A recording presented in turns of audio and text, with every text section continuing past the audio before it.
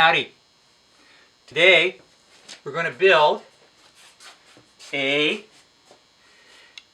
sunflower seed feeder out of stuff that you probably have lying around your house. To do this project, first you're going to need this is gutter mesh for putting in your gutters. You want to kind of look around and get the ones that look like they have wider holes rather than smaller holes. They're all made by the same company, but I think they're using different dyes to cast the mesh, and so you want pretty wide stuff. You also want 2 jar lids that are the same size, and I'm using canning jar lids. These are wide mouth canning jar lids because I have a lot of them around, and I can get 2 without having to empty 2 jars of peanut butter at once. And so these pieces fit in those pieces like that. You're also going to need some sort of string or wire that is weatherproof. I'm using this is basically just the cord for a weed eater, the replacement cord for a weed eater. That's what I'm using today. You could probably use picture wire or a single strand electrical wire, or even plastic twine. Probably don't want to use cotton twine or linen twine or jute because that's probably not going to hold up very well. And let's see, what else are you going to need? You want to have a stick of some sort, and some zip ties, and something to poke holes with, and something to cut the cord with, and something to cut the mesh with. So if you got all of that material will be in the description at the bottom of this YouTube page, so you can look it up again there. So we're going to start by hot gluing these lids into the rings. There are other ways you could do this. You could probably just use bathtub caulk or something like that, but I'm going to use hot glue because I have a hot glue gun that I almost never get to use. You put that one in there like that and make sure that it's down really well, and then put a little more hot glue on the top like that and like that. And we'll do the same thing with this one. Hot glue there and there. Put that in like that, and then make sure that we give it a couple more dabs like that. Okay, so there's that. The next thing you want to do, hot glue on my fingers. The next thing you want to do is to poke a couple of holes in your lids, and you want to get them approximately centered. So I'm going to take my ruler here, and my ruler says that the center is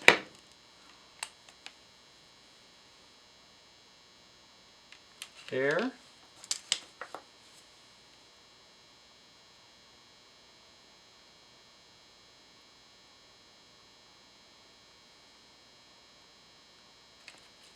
There. So my center is right about there. And so I'm just going to take my awl, poke a hole,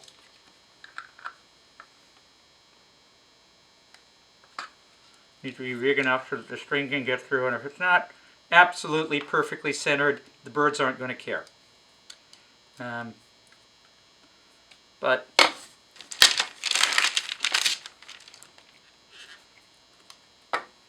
alrighty, so again,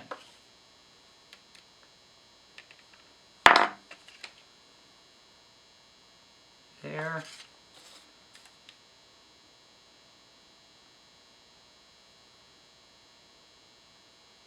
there, That's about center right there. And we poke a hole.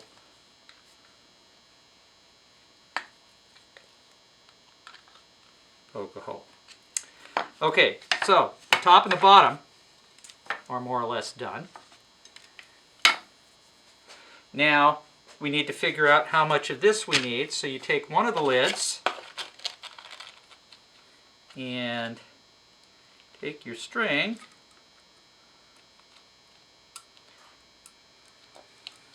wrap it around so that it has about a ½ inch overlap. And again, that doesn't have to be perfect. And take your marker,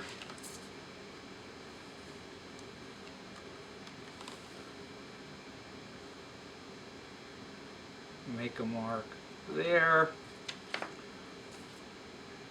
pull it all the way out like that, make a mark there, and that should be plenty of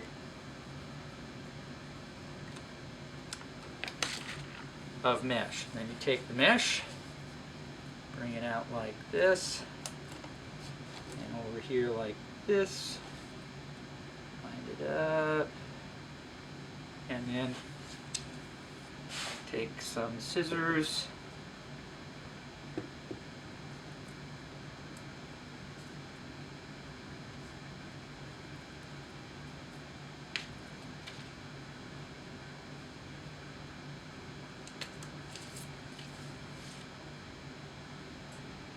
and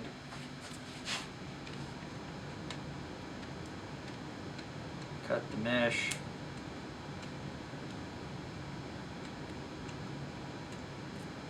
like that. Okay. Now it's going to fit inside the ring, so you should have plenty of extra there. You even have a little too much. So we're going to sort of fit it to the inside, line it up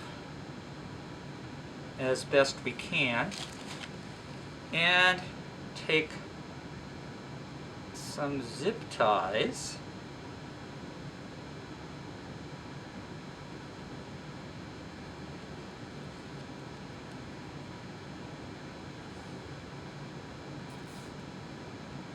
and lock it down like that. Make sure it still fits. Yep, we did it right. We're going to come over here like this, and all of the mesh should line up. We're going to take another zip tie,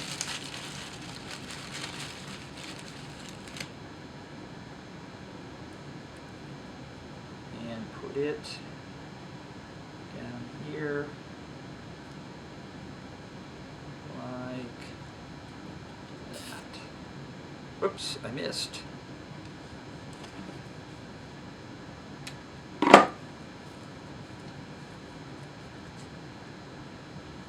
Yep, nobody's perfect about these things, so make a mistake, you just go oops and carry on. This time I'm going to make sure I get underneath both of them, zip it up like that,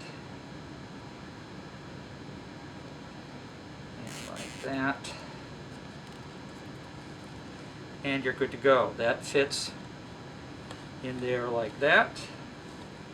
Now we need to attach this part down here.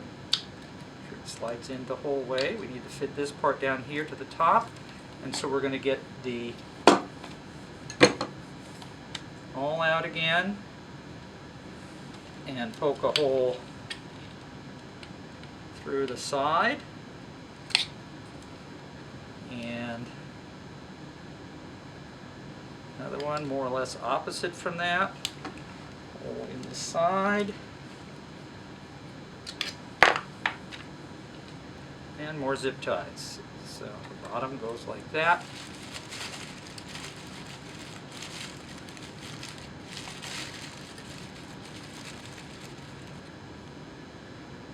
Put one around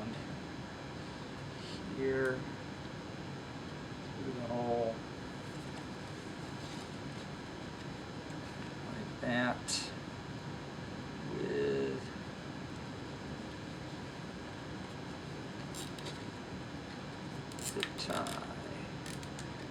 Yay. Nice and tight. Okay, same thing on the other side.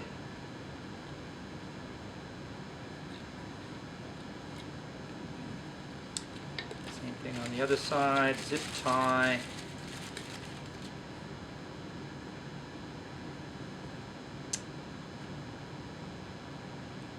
The hole.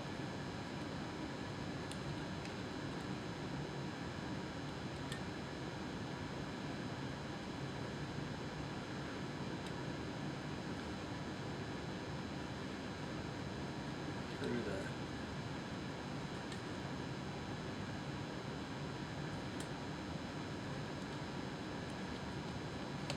thing there. And that's, now we keep the bottom on. Okay, clip some of these zip tie ends. So it looks neat.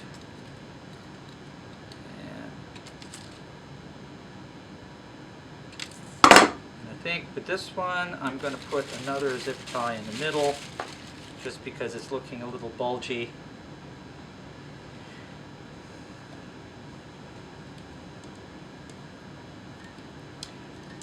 Another one in the middle there just to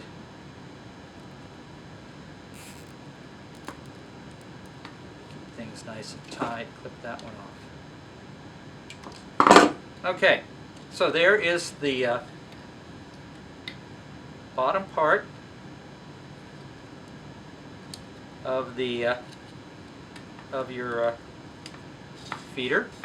Now we want to have the top part on, but we're not going to attach the top part the same way we attach the bottom part. So the first thing you need to do is get yourself some, what is that, about 18 inches of your string. And in the bottom of that string you're going to tie a stop knot. The best kind of stop knot is called a figure 8. And it goes like that. This the stuff I'm using here is really stiff, and so it doesn't take knots easily. So we're going to use the pliers to help pull that so it's a stop knot. Okay, what is a figure 8 knot? Well, let me show you here with my demonstration rope, if I can find the end. Here it is. All right, so what is a figure 8 knot? Well, most of you know how to tie a simple overhand knot like that. An overhand knot will stop, but it doesn't always hold because this part, the whole knot tends to slip this way over time. So what we're going to do here is, rather than just make an overhand knot like that, we're going to make the loop, and instead we're going to go around the back and then come back in like that. And that makes a figure 8 knot. And that figure 8 knot, not only is it prettier, it's going to hold a whole lot better. So let me show you how to do that again.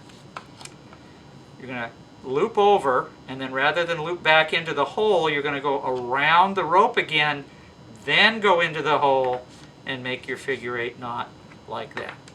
So once you've got your figure 8 knot, you're going to thread it through the bottom of the feeder.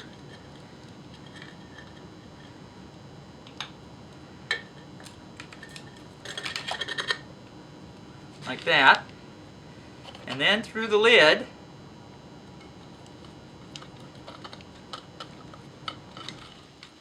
Like that. And then the lid goes down over the top. And then when you need to fill it, you can just slip the lid up and down over the string.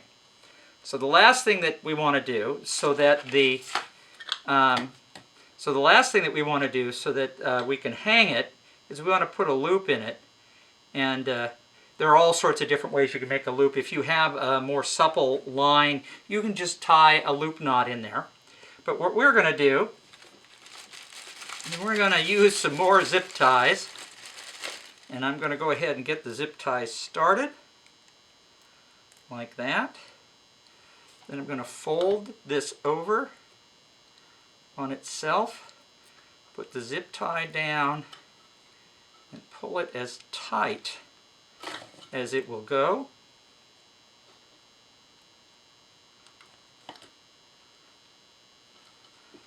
And then clip the end.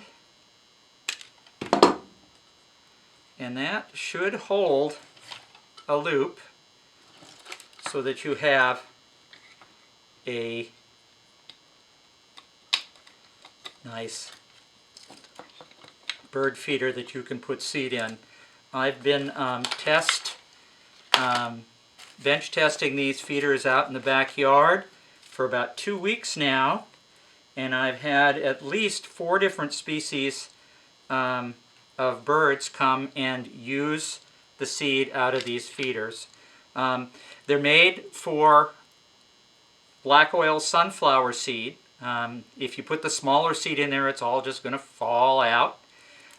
Thistle seed, it's too small as well. But that's how you make a little black oil sunflower seed feeder for the birds in your backyard. I hope you can find this useful, and we'll see you the next time I feel like making something.